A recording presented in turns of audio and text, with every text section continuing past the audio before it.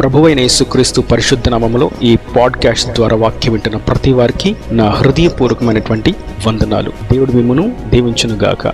యెషయా ప్రవచన గ్రంథం 54వ అధ్యాయము 10వ వచనం. పర్వతములు తొలగిపోయినను, మెట్టలు తత్తరిల్లినను, నా కృప నిన్ను విడిచిపోదు.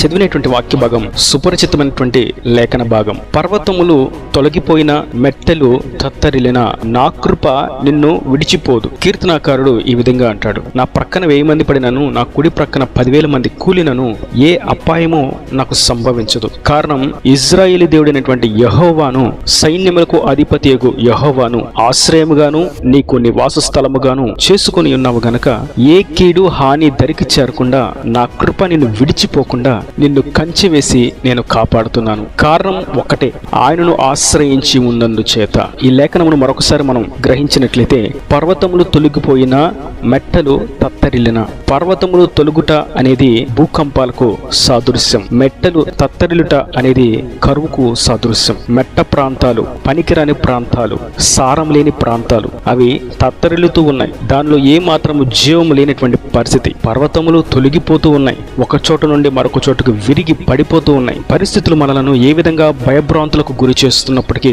ఆందోళన కలిగిస్తూ ఉన్నప్పటికీ, మన పరిస్థితులు, స్థితిగతులు ఊహించిన రీతిగా సమస్యల వలయంలో చిక్కుబడిపోయినప్పటికీ వాక్యం సెలవిస్తుంది, నా కృప నిన్ను విడిచిపోదు. ఈ మాట అందరికీ కాదు గాని, తన పేరు పెట్టబడి, తన పేరిట ప్రత్యేకించబడి, తనకు మాత్రమే సంపాద్యంగా ఉన్నటువంటి తన జనులకు ప్రభు సెలవిస్తూ ఉన్నారు. ఈ వాక్యం వింటున్నటువంటి నా ప్రియ సహోదరులారా, చుట్టూ ఉన్నటువంటి పరిస్థితులను బట్టి ఇక ఈ పరిస్థితులకు, ఈ ఒడిదుడుకులకు, ఈ భయభ్రాంతులకు గురి చేసేటువంటి స్థితిగతులకు నేను నిలబడలేను. ఈ కరువు పరిస్థితిని ఇక నేను తాళలేను. ఈ పరిచర్యలో నేను ఇంకా ముందుకు సాగలేను. ఈ విధమైనటువంటి భక్తి జీవితాన్ని నేను ఇక కొనసాగించలేను. ఏ మాత్రం కూడా నేను పరిశుద్ధంగా ఉండడానికి, పవిత్రంగా ఉండడానికి ఇక నేను ముందుకు వెళ్ళలేను. నీతి న్యాయములను అనుసరిస్తూ నేను ఇక ముందుకు సాగలేను. యథార్థమైనటువంటి బ్రతుకును ఈ లోకంలో, ఈ సమాజంలో నేను కలిగి ఉండలేను అని భయపడుతూ, సాతాను వేసినటువంటి అగ్ని బాణాలకు కృంగిపోతూ, నిరాశల వలయాలను వాడు చూపిస్తూ, దిగులును చింతను గుండెలో బరువుగా, భారంగా పెడుతూ ఉండగా, ఆ పరిస్థితులకు సత్యం కొరకు నిలబడలేనటువంటి స్థితిలో ఉన్నప్పటికీ ప్రభు అంటున్నారు, వాటన్నిటినీ నువ్వు పట్టించుకోవాల్సినటువంటి అక్కర లేనేలేదు. మీరు నా కొరకు వేసినటువంటి అడుగును నేను చూస్తున్నాను. మీరు నా నామములో చేస్తున్నటువంటి ప్రార్థనను నేను వింటున్నాను. మీ ప్రార్థన ప్రాకారములు నిత్యము నా కనులెదుట కనబడుతూనే ఉన్నవి. మీ యథార్థమైనటువంటి బ్రతుకును, మీ నిజాయితీ కలిగినటువంటి మాటను నేను వింటూనే ఉన్నాను. అందుకే నేను సెలవిస్తున్నాను, నా కృప నిన్ను విడిచిపోదు. చేస్తున్న వ్యాపారంలో ఊహించని నష్టం వచ్చిందని, చేస్తున్నటువంటి ఉద్యోగంలో విపరీత ధోరణితో ఉన్నటువంటి పరిస్థితులు అలుముకున్నాయని, కష్టపడినటువంటి కష్టార్జితం చేతికి అందలేదని, పంట చేతికి అందలేదని, చెమటోర్చి కష్టమోర్చి ప్రయాసపడినటువంటి కష్టార్జితం చేతికి అందకుండా నష్టపోయిందని, ఇక ఈ జీవితాన్ని జీవించడం కష్టభరితమైనదని, భారభరితమైనదని, మోయలేనిదని, సాగలేనిదని, ఇక ఏడవలేను అని వెనుకడుగు వేస్తూ ప్రభు సన్నిధిలో నిట్టూర్పు విడుస్తున్నటువంటి తన జనులకు ఆయన సెలవిస్తున్నాడు, పర్వతములు తొలగిపోయేటువంటి పరిస్థితులు నీ కనుల ఎదుట కనబడినప్పటికీ, మెట్టలు తత్తరిల్లిపోయేటువంటి పరిస్థితులు మీ కనుల ఎదుట కనబడినప్పటికీ నా కృప నిన్ను విడిచిపోదు. మహా ఎండకు కాలిన అరణ్యంలో నిన్ను స్నేహించిన వాడును నేనే అని చెప్పడంలో ఒక మూల అర్థాన్ని మనం గమనిస్తాం. చుట్టూ పర్వతములు తొలగిపోతూ, మెట్టలు తత్తరిల్లుతూ, గొడవలు, కలహాలు, ద్వేషాలు, క్రోధాలు, అల్లర్లు, వ్యభిచారము, దొంగతనము, హత్యలు, ఇటువంటి కలతపరిచేటువంటి పరిస్థితులన్నిటి మధ్య కాలిపోతూ, అటువంటి సమాజం మధ్య, అటువంటి పరిస్థితుల మధ్య కాల్చబడుతూ,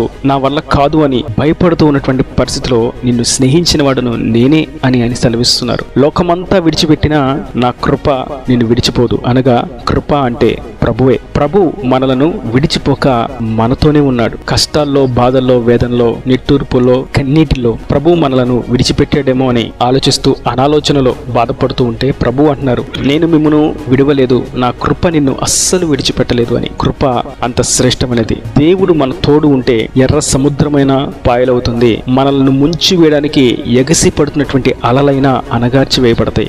మనలను పడవేయడానికి ప్రయత్నం చేసినటువంటి విపరీతమైనటువంటి తుఫానులైనా నెమ్మదిగా మార్చబడిపోతాయి. కారణం ఆయన మనలను విడిచిపెట్టలేదు కనుక. నిశ్చయంగా యెహోవా మనకు తోడై ఉండని ఎడల శత్రువులు మనలను సజీవంగా ఇంకను బ్రతికి ఉండగానే మనలను తినివేసి ఉందరు. ఆయన కృప మనకు తోడుగా ఉంది కనుకే, ఆయన మనలను విడిచిపెట్టలేదు కనుకే నేడు ఈ వాక్యాన్ని వినగలుగుతున్నాము, ధ్యానించగలుగుతున్నాము, ప్రకటించగలుగుతున్నాం. కేవలం ఆయన కృప ఉండుట చేత. ఆయన చిత్తం లేకుండా ఈ మాట మీ యొద్దకు రాలేదు. ఆయన చిత్తం లేకుండా నేడు ఈ వాక్యం నేను ప్రకటించట్లేదు. ఆయన చిత్తానుసారమైనటువంటి వాక్య ప్రకటనే జరుగుతుంది. ఆ ప్రభు, ఆ సత్యవంతుడు, నిజమైన దేవుడు, ఉజ్జీవింప చేయువాడు, బలపరచువాడు, ధైర్యపరచువాడు అనేటువంటి యెహోవా సర్వశక్తిమంతుడు, సర్వభూమికి ఆధారభూతుడు, సర్వాంతర్యామి, సర్వోన్నతుడు, మహోపకారి, జాలిగల ప్రభు సెలవిస్తున్నాడు. పర్వతములు తొలగిపోయినా, మెట్టలు తత్తరిల్లినా నా కృప నిన్ను విడిచిపెట్టలేదు. నీ చుట్టూ ఉన్నవారు నిన్ను విడిచిపెట్టినా, నీ చుట్టూ ఉన్నవారు నిన్ను తోలివేసినా, వెలివేసినా, తృణీకరించినా, కన్నీటికి గురి చేసినా, నిందలు వేసినా, అవమానానికి గురి చేసినా, లేని వాటిని నీవే చేశావని దోషారోపణ చేసినా అందరూ విడిచిపెట్టి వెళ్ళిపోవచ్చు. ఆ అబద్ధాన్ని నిజమని చెప్పి నీవు అత్యంత ప్రేమగా చూసుకునేటువంటి వ్యక్తులు కూడా మిమ్మల్ని విడిచి వెళ్ళిపోవచ్చు. కానీ నా కృప నిన్ను విడిచిపోరు. కారణం, నీవేమై ఉన్నావో, నా కొరకు నీవు ఎలా ఉన్నావో, ఏ విధంగా ప్రతిష్ఠించుకున్నావో, ఏ విధంగా జీవిస్తున్నావో, ఏ విధంగా సమర్పించుకున్నావో, ఏ విధంగా ప్రార్థిస్తున్నావో, ఏ విధంగా పవిత్రతను కాపాడుకుంటున్నావో, ఏ విధంగా లోక కల్మషం ఏది అంటకుండా జాగరూకునిగా ఉంటున్నావో అది నేను ఎరుగుదును గనక నేను నిన్ను విడిచిపెట్టలేదు. భార్య భర్తను విడిచిపెట్టొచ్చు, భర్త భార్యను విడిచిపెట్టొచ్చు, తల్లిదండ్రులు బిడ్డలను విడిచిపెట్టొచ్చు, ముదిమి వచ్చిన తర్వాత బిడ్డలు తల్లిదండ్రులను విడిచిపెట్టొచ్చు, బంధువులు రక్త సంబంధికులు విడిచిపోవచ్చు, కడుపును పుట్టిన తోడబుట్టిన వారే తోసివేయచ్చు, వెలివేయచ్చు, ఒంటరిగా ఏకాగ్గా విడిచిపెట్టి వెళ్ళొచ్చు. కానీ ప్రభు అంటున్నారు, నేను నిన్ను విడిచిపోలేదు, నా కృప నిన్ను విడిచిపోదు కూడా. కారణం, నీవు నా మాట చొప్పున నా ఆజ్ఞానుసారంగా జీవిస్తూ ఉన్నందుచేత.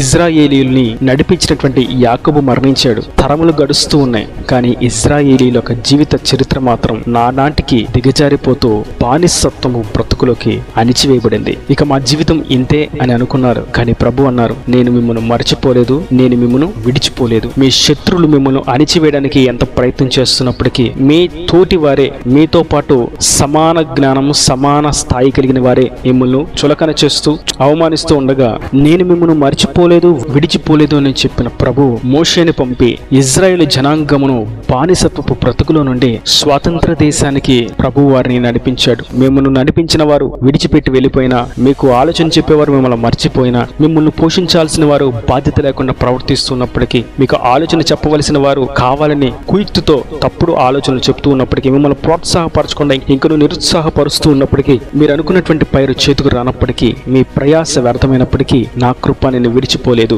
నేను మిమ్మల్ని నిశ్చయంగా స్వతంత్ర స్థానానికి, నిధి స్థానానికి, సంతోషభరితమైనటువంటి ఫలభరితమైనటువంటి దేశానికి మిమ్మల్ని నేను తోడుకొని పోతానని ఇజ్రాయేల్ జనాంగమును తోడుకొని పోయిన ప్రభువు నేటి సెలవిస్తున్నారు. నా కృప నేను విడిచిపోలేదు, నా అనుగ్రహమును నీ మీద నేను ఉంచాను. అందుకే కీర్తనకారుడు కూడా అంటాడు 46వ కీర్తన 2వ చరణంలో, కావున భూమి మార్పు నొందినను, నడి సముద్రములలో పర్వతములు మునిగినను, వాటి జలములు ఘోషించుచు నురుగు కట్టినను, ఆ పొంగునకు పర్వతములు కదిలినను మనము భయపడము. అవును, మనము భయపడవలసినటువంటి అక్కర లేనే లేదు. కారణం, యెహోవా మనతో ఉన్నందుచేత, ప్రభువు మన కుడి పార్శ్వమున నిలిచి ఉండుట చేత, ఆయన కృప మనకు అనుగ్రహించబడి ఉండుట చేత, ఆయన అనుగ్రహంలో మనం నిలిచి ఉండుట చేత, ఆయన పేరు మనకు పెట్టబడుట చేత, ఆయన చిత్తానుసారంగా మనం నడిపించబడుతూ ఉండుట చేత, ఆయన పరిశుద్ధాత్మ శక్తి చేత నింపబడి ఆయన స్వారూప్యంలోకి మార్చబడుతూ ఉండుట చేత మనము భయపడవలసినటువంటి అక్కర, అవసరత లేనే లేదు. ఆయన మనకు తోడుగా ఉన్నాడు. ఈ వాక్యం ఉంటున్నటువంటి నా ప్రియ సహోదరులారా, మీకు ఆయన తోడుగా ఉన్నాడు. ఆయన కృప విడిచిపోలేదు. ఆయన నిబంధన తొలగిపోక ఆయన దృష్టిని మీ మీద ఉంచి మిమ్మల్ని నడిపిస్తున్నాడు. తొలగిపోయేటువంటి పర్వతములను చూసి, తత్తలేటువంటి మెట్టలను చూసి భయపడవలసిన అవసరత లేదు. ఘోషించే అలలను గురించి, చెలరేగుతున్నటువంటి తుఫాన్లు గురించి అలజడి చెందవలసినటువంటి అవసరత లేనే లేదు. ఈయన దేవుని మాటలు ప్రతి వాని హృదయంలో నీరు ఫలింపు చేయను గాక. ఆమేన్. God bless you. తలల వంచి కన్నులు మూసిట్టే మీ కొరకు చిన్న ప్రార్థన. ప్రేమ స్వరూపి కరుణ కటాక్షం గల తండ్రి, నా ప్రభు, ఈ వాక్యమైన ప్రతి వారిని మీరు నిండాలుగా దీవించండి, ఆశీర్వదించండి. పర్వతములు తొలగినను, మెట్టలు తత్తరిల్లినను నా కృప నేను విడిచిపోదని మీరు సెలవిచ్చినటువంటి నీ వాక్కును బట్టి నీకు వందనాలు. మీరు బలపరిచి ధైర్యపరిచిన విధానాన్ని బట్టి నీకు స్తోత్రం. వాక్యమైన ప్రతి వారిని మీరు నిండాలుగా దీవించి వారి ప్రతి అవసరతను, అక్కరను నీ మహిమలో తీర్చి నీ కృప సమృద్ధిగా, నీ అనుగ్రహం వారికి మెండుగా అనుగ్రహించి నీ రాజ్యంను సిద్ధపరచమని యేసు పరిశుద్ధ నామమున ప్రార్థిస్తున్నాను. ప్రార్థించి వేడుకుంటున్నాను తండ్రి. ఆమేన్, ఆమేన్.